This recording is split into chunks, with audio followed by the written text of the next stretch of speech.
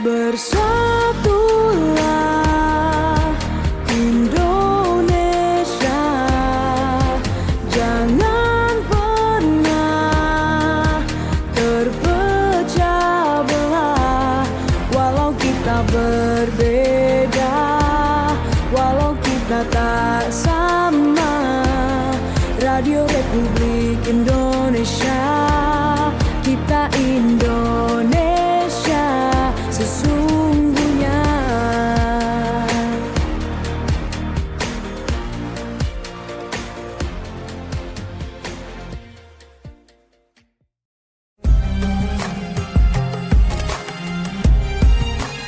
Mutiara Pagi Pro 1.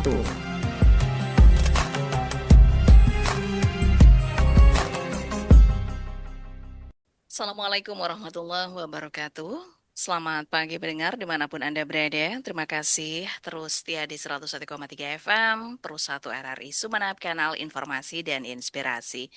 Saya Ririn Rizkyanti menemani Anda lewat Mutiara Pagi. Tentu saya tidak sendiri, nanti akan ada narasumber lewat jalur Zoom menemani Anda mendengar. Saya juga kasih kesempatan untuk Anda yang ingin berinteraksi langsung, nanti lewat jalur telepon boleh di 0328662317 ataupun 665396. Bisa juga lewat WhatsApp di 0811 3345 101. Kita bahas hari ini tentang sholat menubuhkan iman dan akhlak mulia. Nah, tentunya pendengar, sholat ini adalah salah satu pilar utama ya dalam Islam yang memainkan peran sentral dalam menubuhkan iman atau keyakinan dan membangun akhlak atau etika mulia seseorang.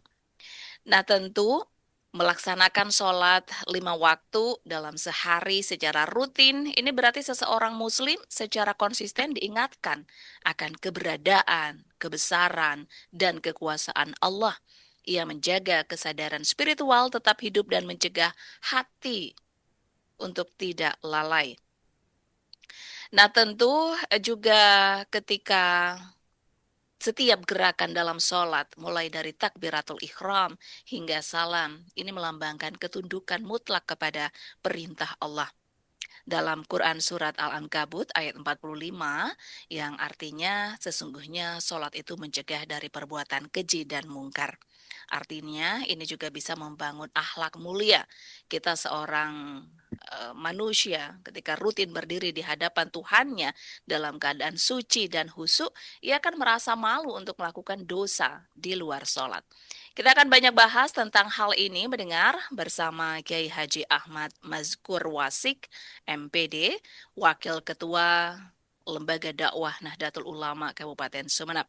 Dan sudah siap lewat jalur Zoom, saya sapa. Assalamualaikum, Kiai Mazkur, sehat hari ini? Waalaikumsalam. Alhamdulillah Mbak sehat. Ya. Alhamdulillah. Semoga semuanya sejahtera sehat. Amin. Insya Allah. Nah, Kiai, ketika berbicara soal sholat nih, apa yang ingin kita ingatkan? Karena dalam Islam setiap hari kita melakukan ya. Mungkin ketika sekedar melakukan, tapi apakah pengaruh dengan keteguhan iman kita, dengan akhlak kita, ini seperti apa, Kiai? Silakan. Ya, Assalamualaikum warahmatullahi wabarakatuh. Alhamdulillah rabbil alamin. Baraka ala sayyidina Muhammadin wa ala alihi wa sahbihi ajma'in, amma ba'du. Alhamdulillah, pertama-tama langsung kita masuk ke poin saja, bahwa di setiap agama pasti memiliki ritus atau ritual. Kemudian juga ada sisi kredo atau bagaimana kita berhubungan baik juga dengan sesama. Sehingga di dalam semua agama pasti dua sisi ini pasti ada. Dan saya yakin semua agama pasti menekankan nilai-nilai baik, nilai-nilai yang terpuji. Sehingga di titik inilah kita harus bertemu untuk bersama-sama kita jadikan bagian ritual di dalam agama kita tidak hanya sebagai media hubungan baik kita kepada Allah, kepada Tuhan, tapi bagaimana juga hubungan ritus atau ritual kita kepada Tuhan kita, utamanya bagi kaum muslimin, yaitu hubungan kita kepada Allah Subhanahu wa Ta'ala tidak hanya membekas dalam kehidupan kita, tapi juga menjadi bagian atau dimensi sosial yang membentuk akhlakul karimah, sehingga benar-benar ibadah ini, utamanya agama ini, adalah bagian untuk menyejahterakan umatnya di dunia dan akhirat. Di dalam Islam, sholat adalah bagian dari rukun Islam itu sendiri. Sudah jelas di dalam Al-Quran, aqimis salata lidzikri, banyak ayat-ayatnya. Kemudian juga ada ayat a'udzubillahi minasyaitonir rajim, wa'mur ahlaka bis salati wastabir 'alaiha la nas'aluka rizqa nahnu narzuquka. Kemudian juga ada hadis-hadis Rasulullah SAW yang berbunyi, bunyal Islamu ala khamsin syahadati an la ilaha illallah wa anna Muhammadar Rasulullah wa iqamis shalah wa ita'iz zakah wa hajjil bait wa shaumil.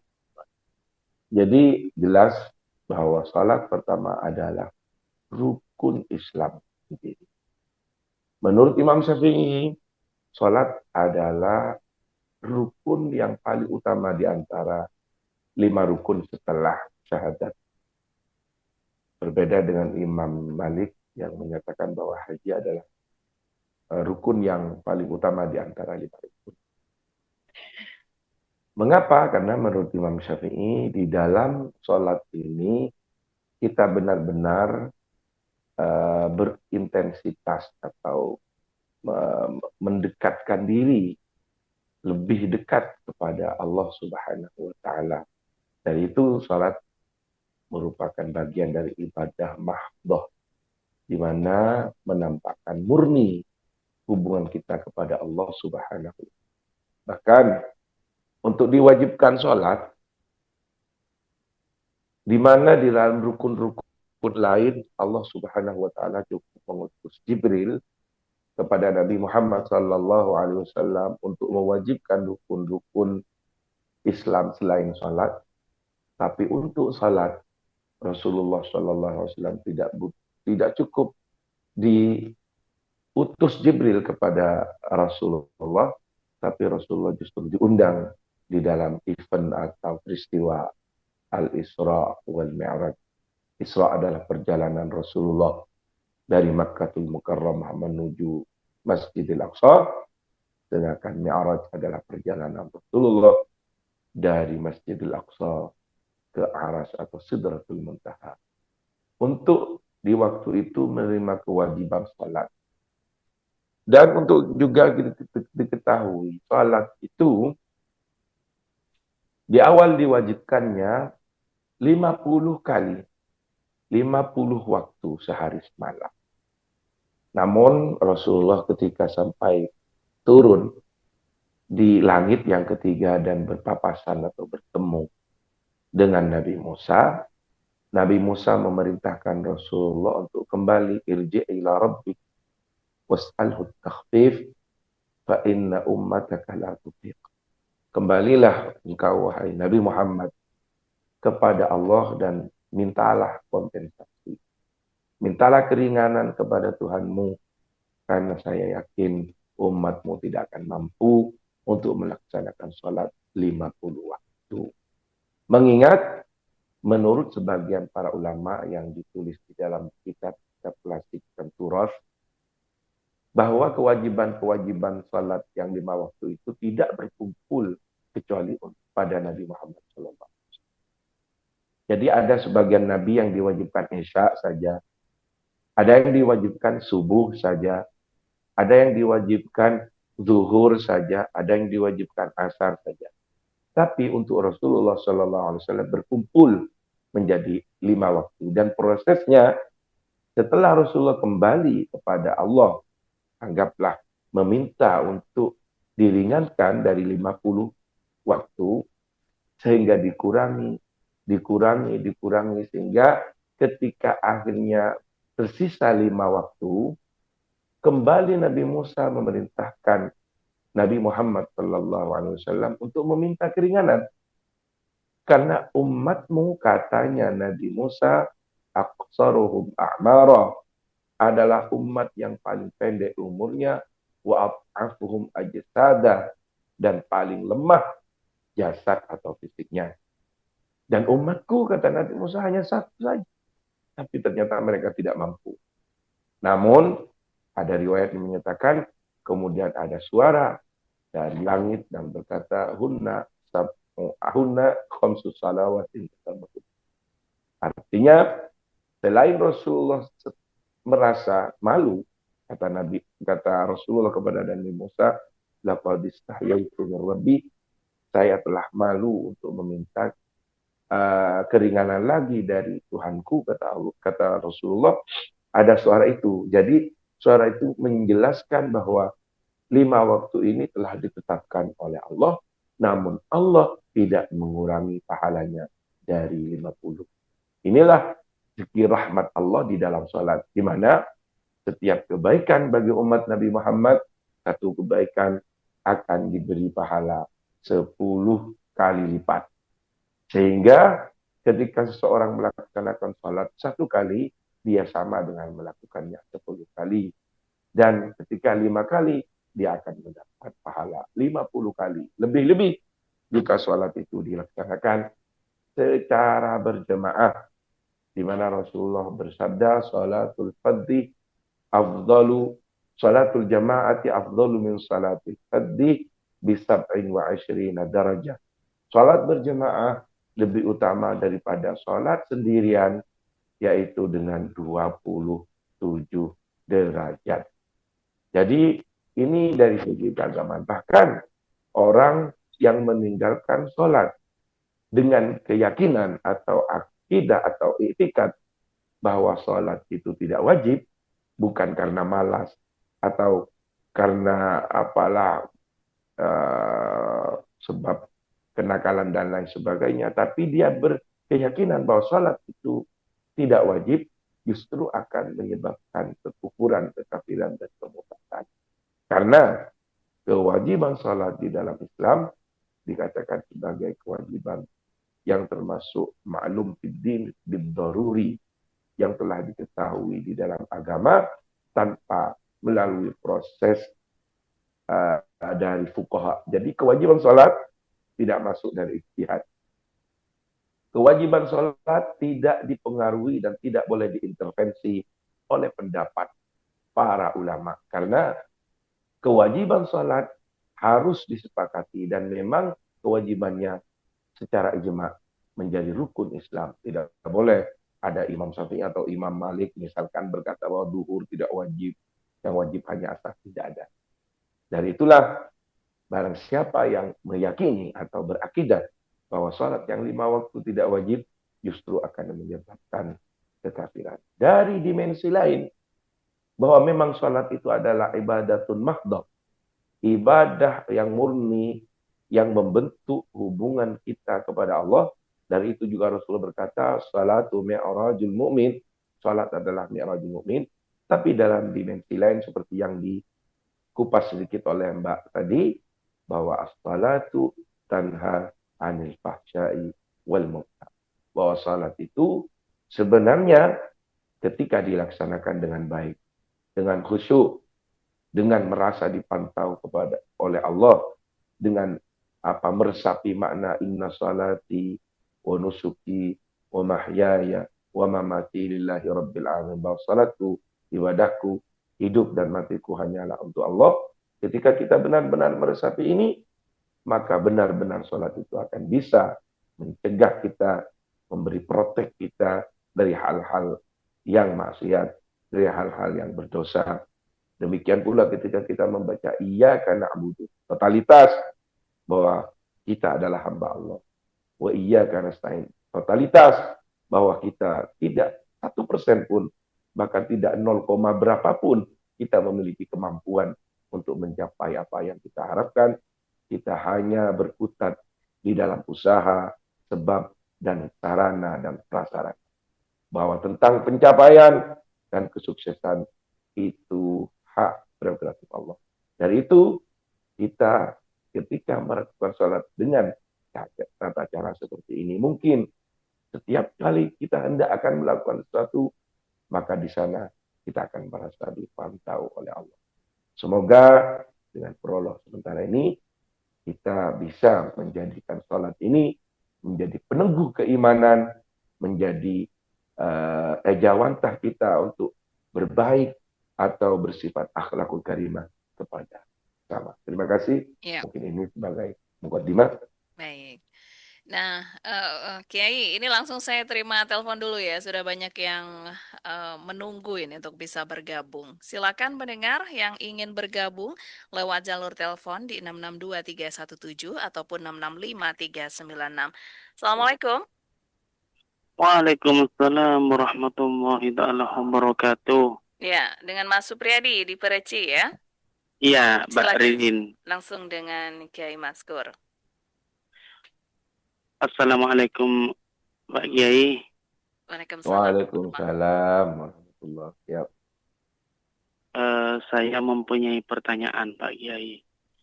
Tapi saya maaf. Yang pertama, saya tidak mengetahui dengan topik. Dan kedua, saya menyingkir sedikit dari topik, Pak Kiai. Semisal, Pak Kiai, ada seseorang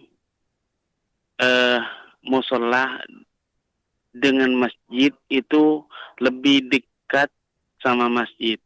Nah, orang tersebut memilih hadir ke musola. Katanya kalau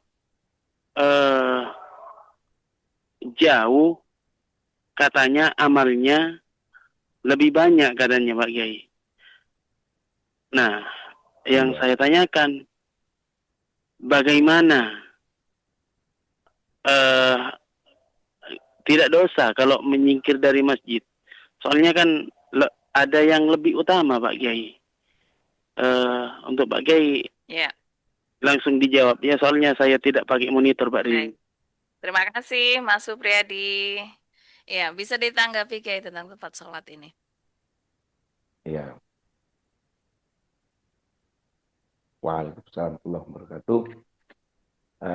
Sepengetahuan saya ini ya, dari segi tempat memang lebih utama masjid. Kedua, dari dimensi jemaah. Apabila seandainya di musola itu ditinggalkan, akan mengakibatkan musola itu kosong, atau tidak ada yang melakukan sholat ritual atau ibadah berjemaah di situ, maka di saat itu lebih utama kita juga mengisi musola itu. Namun, ketika dibandingkan tetap lebih banyak di masjid jamaah dan juga tempatnya lebih utama, maka di sini kita tidak melihat dimensi jauh atau tidak jauhnya. Di sini tetap diutamakan masjid. Ya. Karena masjid itu apalagi berlabel masjid jami. Masjid jami artinya masjid yang dilaksanakan Jumat di situ. Ada masjid-masjid yang tidak dilaksanakan Jumat. Kalau di zaman Rasulullah itu dinamakan dengan Masjidul Qabail. Masjid kabilah. Sehingga hanya dilaksanakan sholat 5 waktu secara berjemaah. Sedangkan untuk sholat Jumatnya tidak dilakukan di sana. Jadi apabila masjid itu memang, lebih-lebih maksudnya, masjid itu adalah masjid jami, di mana tujuan daripada jami atau masjid yang dilakukan berjumat itu adalah menampakkan syiar Syaukatul Islam atau kebersatuan, soliditas, dan kekompakan kaum muslimin. Masjid juga demikian tujuan. Jadi ketika masjid itu lebih banyak jemaahnya, apalagi masjid itu lebih utama tempatnya, ya tetap diutamakan ya masjid. Tidak melihat jauh atau ini lebih jauh musola. Sehingga kalau lebih jauh musola, kita ada dalilnya al-ajru ala qadri ta'ab. Pahala sesuai dengan kecapeannya. Itu ketika bertentangan antara jauhnya tempat dan utamanya tempat dan lebih banyaknya jemaah, tetap lebih utama, lebih banyaknya jemaah dan utamanya tempat itu. Kecuali kalau memang tanpa tanpa ada orang yang sholat ke musola itu, mungkin musolanya tidak kosong, itu baru mungkin daripada kosong tempat musola itu dari pelaksanaan sholat berjamaah lebih utama dilakukan di musola itu. Tapi ketika juga sama-sama ada di musola, sudah ada yang melakukan berjamaah, di masjid juga ada, dan masjid dari dimensi keutamaan lebih utama. Karena keutamaan masjid daripada musola, kalau musola duduk tiduran nggak dapat pahala. Kalau masjid duduk tiduran, duduk niat itikaf itu pahala. Kalau di masjid nggak boleh ngomong tentang bisnis tembakau, bisnis ini, bisnis ini. Kalau di musola boleh. Ya. Itu keutamaannya. Kemudian juga faktor jamaah itu jadi menjadi dimensi keutamaan lain. Ketika jamaah di masjid lebih banyak daripada musola, ya lebih baik di situ, karena disitulah berarti kita menjadi bagi menampakkan soliditas, kekompakan kita di tengah-tengah masyarakat bahwa Muslim masih solid, Muslim lebih banyak. Itu tujuannya sebenarnya masjid. Jadi kalau ada masjid yang sholat hanya imam dan makmumnya, betapa rendah. Maksudnya di situ keimanannya benar-benar turun, di downgrade mungkin. Ya begitu. Jadi utama tetap di masjid. Kalau sama-sama ada jemaah, utama tetap di masjid, dan juga keutamaannya dua, tempat yang mulia dan kebanyakan jemaah. Ya. Tapi kalau seandainya memang di musola itu tanpa dilaksanakan ya ibadah sholat berjamaah di sana mungkin kosong, yang lebih utama di musola itu, dan itu tidak mungkinlah menurut saya, tetap sama-sama ada, dan dia tadi lebih utama tetap di masjid. Ya. Baik. Itu Mas Supriyadi, dan saya undang Anda yang lain mendengar, masih banyak kesempatan yang kembali ingin bergabung. Ini Kiai, ketika sholat ini kan bisa meneguhkan iman dan akhlak kita ya. Tapi kesalahan apa kemudian sholat ini tidak membuat dampak yang dampaknya kurang terasa begitu bagi iman dan Ya, akhlak seseorang? Itu kesalahannya di mana? ya, ya, kesalahannya mungkin langsung saja bahwa banyak di antara kita ini melakukan ibadah karena hanya terikat dengan kewajiban. Sehingga yang ada di benak kita dengan salat, kita seakan-akan telah gugur dari kewajiban. Nah, padahal kalau kita mau meresapi dari salat itu, jadi bagaimana benar-benar kita mi'raj kepada Allah. Tidak usah terlalu sampai 10 menit. Sebenarnya 5 menit itu sudah lebih dari cukup ya sebenarnya. Asalkan kita benar-benar hadir hati kita, khusyuk hati kita, insya Allah akan ada bekas. Inna salata tanha anil fahsya'i wal munkar, itu benar di dalam ayat itu. Sesungguhnya salat akan menjadi perisai diri kita, perlindungan kita dari melakukan kemungkaran dan perbuatan yang keji. Mengapa ada di antara kita masih demikian? Karena kita melaksanakannya tidak benar-benar dan bersungguh-sungguh. Tidak hadir, tidak khusyuk, tidak seksama, tidak khusyuk di waktu itu. Sama dengan ada seorang dulu bertanya kepada guru saya itu, katanya di Masjidil Haram itu bertanya kepada Abu Sayyid Alawi waktu itu, abah dari guru saya. Katanya di bulan puasa itu sulsilatis syayatin, dibelenggu setan. Kok masih ada itu Sayyid orang yang tidak berpuasa? Kok masih ada? Kemudian karena beliau adalah orang alim, apa kamu, kata Sayyid Alawi, tidak membaca surat An-Nas? Oh iya, di dalam surat An-Nas itu berkata, alladzi yuwaswisu fi sudurin nas minal jinnati wan. Jadi benar, di waktu bulan puasa, setan-setan itu telah dibelenggu. Tapi manusia yang sudah nyetan itu belum dibelenggu. Ada Manusia sudah, manusia yang sudah iya, nyetan minal ya. jinnati wan nas. Manusianya itu. Nah, Ya. dari itu juga penting. Ketika kita terpengaruh oleh teman, Mhm. apa berapa jangan aja udah oleh keren. Apa kamu kok salat? Buktinya tidak usah jauh-jauh. Banyak di Malang, di sana, di mana.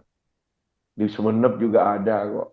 Jika Ya. masjid itu kemudian menyediakan uang yang hijau dan merah itu untuk sholat, Akan banyak mereka yang akan datang. berbondong-bondong jauh untuk sholat, Iya. untuk sholat tarawih. Jadi itu yang masih menjadi bagian dari apa ya, keimanan kita. Mhm. Keimanan kita itu lebih yakin pada yang tampak, Iya. tidak yakin kepada yang tidak tampak. Jadi siksa atau pahala atau neraka, surga itu kan semuanya diimani, Mbak. Itu kita Mhm. semua nggak pernah ketemu dengan itu. Iya. Kita believe saja, kita hanya percaya saja. Tapi untuk membuktikannya banyak tentang adanya. Banyak sesuatu yang ada tidak harus eksperimen. Mhm. Jadi menurut saya guru gembul itu juga keliru itu, Pak. Jadi tidak semua yang ada harus diilmiahkan. Iya. Ada itu cukup dirasa, cukup ada. Baik. Ya, Ini ada mungkin pendengar begitu. yang ingin bergabung lagi, Kiai. Saya terima dulu. Assalamualaikum. Ya, Waalaikumsalam. Ya, dengan siapa di mana? Sama ini Kecamatan Baru. Silakan Pak Ahmadi. Mau bertanya, cuman saya ini saya mau bertanya misalnya istri susah untuk melaksanakan sholat Ya. yang 5 waktu. Caranya itu bagaimana? Saya mohon informasi. Baik. Nggak Terima jelas. kasih kembali Pak Ahmadi. Bisa langsung ditanggapi, Kiai. Gimana itu? Nggak jelas saya, Mbak, itu Pak Ahmadi. Cara mengingatkan istri yang tidak sholat. Oh, semuanya ke orang tua, ke keluarga, ke anak. Semuanya pertama, seperti yang dinyatakan oleh Al-Quran itu, A'udzubillah ud'u ila sabili rabbika bil hikmah wal mau'izatil hasanah wajadilhum billati hiya ahsan. Jadi ketika kita mengajak orang lain, umum itu bukan hanya kepada istri, kepada orang tua atau kepada anak.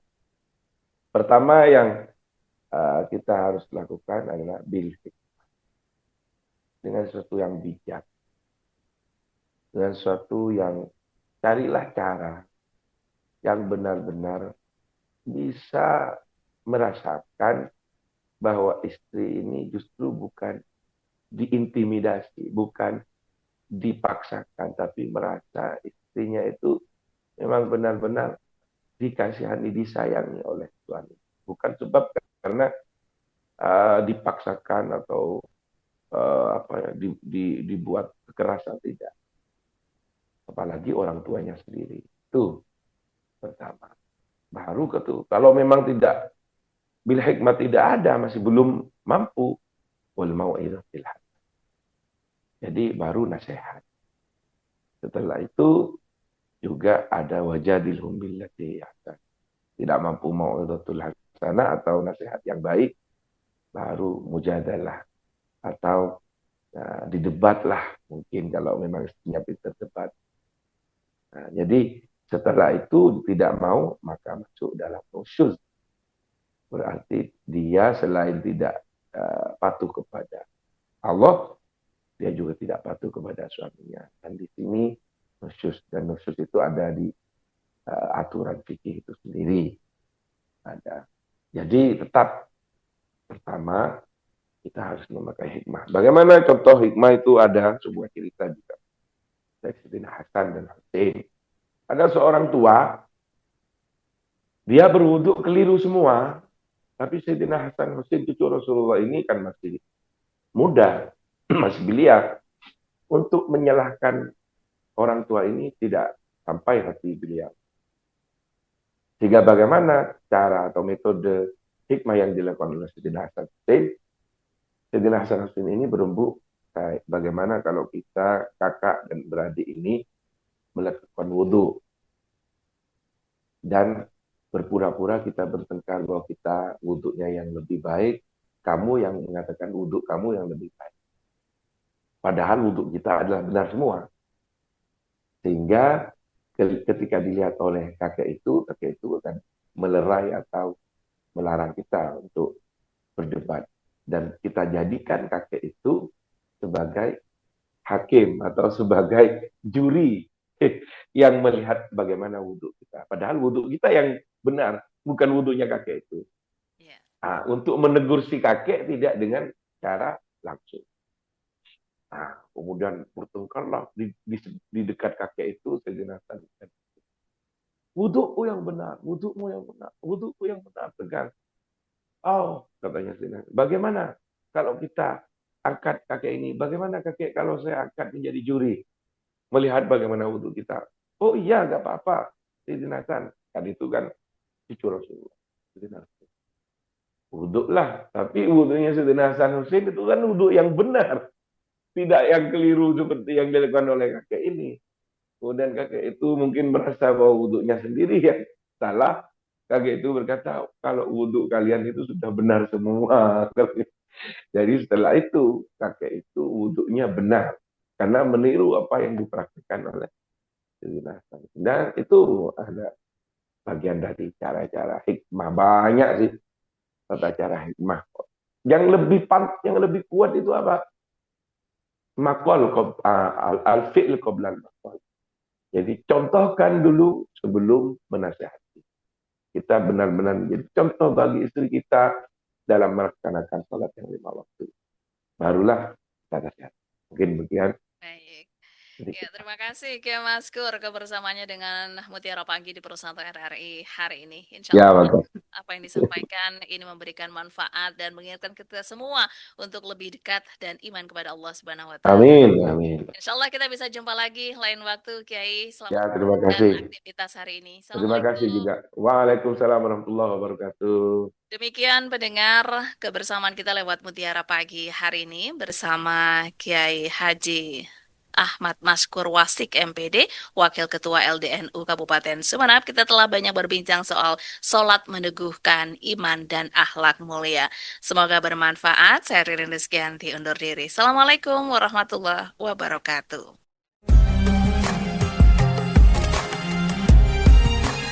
Mutiara Pagi Pro 1.